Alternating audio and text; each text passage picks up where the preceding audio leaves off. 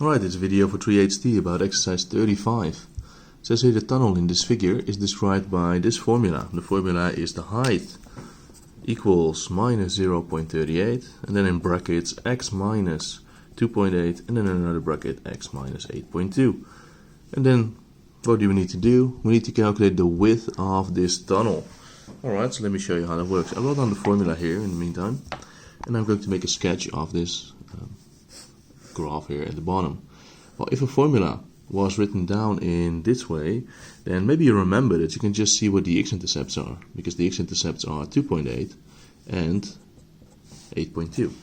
That's because if you want to know the x-intercepts, you have to say that this equals 0, and if that equals 0, and it's already factorized, you can say that x minus 2.8 equals 0, so that means it's 2.8, or the other one, which is 8.2.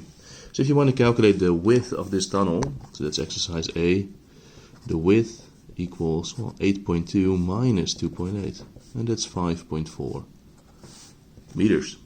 Let's take a look at question B. Question B says calculate the height of the tunnel, so this is the highest point in the middle.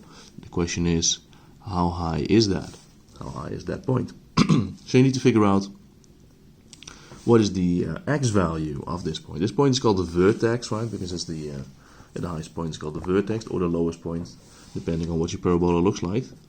If you want to know the x vertex, well, you learned a couple of ways for that. One way was that you can do minus b divided by 2a, but then you need to have a formula without brackets. This formula actually has brackets, and we already know the x-intercepts. So what you can do is add the x-intercepts and divide it by 2, because then you just find the middle of those two numbers. Well, this is 11 divided by 2 is 5.5, so here we have, in the middle, we have 5.5. So if you want to know the y vertex then, that's also the height of the tunnel, then you have to put the 5.5 in the formula. So you do minus 0.38, and then 5.5 minus 2.8, and then 5.5. Let me move my camera a little bit. Oops, sorry about that. Minus 8.2. Now I have a calculator over here. I'll quickly type it in for you.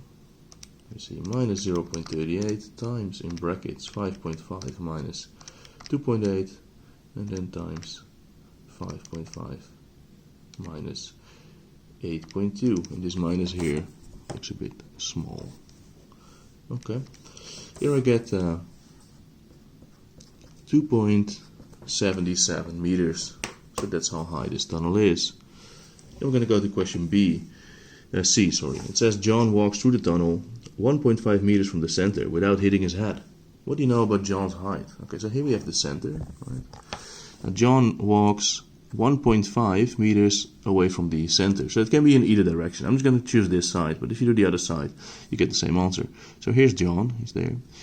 He doesn't hit his head. So then what do we know about the height of John, right? So first we need to figure out what number is supposed to be there. Well, that's just 5.5 plus 1.5 is 7, right? So that's the x value of where John is walking. You can also go to the other side, and then the x value is 4, right?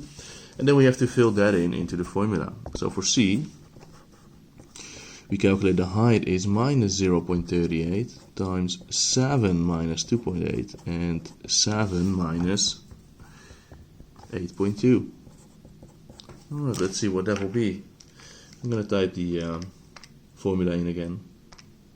7 minus 2.8 and 7 minus 8.2. So this will be 1.92. So that means, yeah, he's smaller than that. So John is smaller than 1.92 meters. And that's the answer here. Thank you for watching, and I'll see you later.